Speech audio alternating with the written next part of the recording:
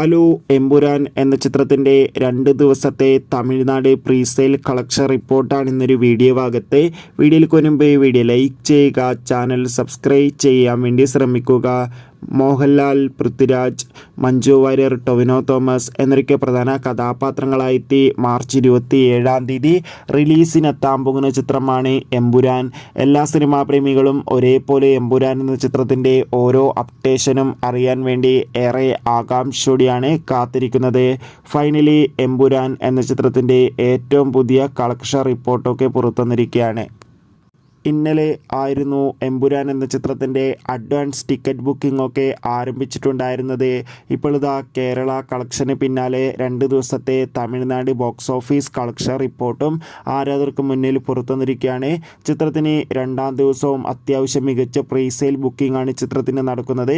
അതുകൊണ്ട് തന്നെ ഇപ്പോൾ ഇതാ 2 ദിവസം കൊണ്ട് പ്രീസെയിലൂടെ മാത്രം തമിഴ്നാട്ടിൽ നിന്ന് ഏകദേശം 1.5 കോടിക്ക് മുകളിൽ കളക്ഷൻ നേടിയെടുക്കാൻ വേണ്ടി സാധിച്ചു എന്നാണ് ട്രാക്കിംഗ് റിപ്പോർട്ടുകൾ സൂചിപ്പിക്കുന്നത്.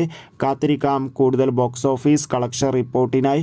എമ്പുരാൻ എന്ന ചിത്രത്തിന് വേണ്ടി എത്ര പേര് കാത്തിരിക്കുന്ന കമൻറ്റ് ചെയ്യുക.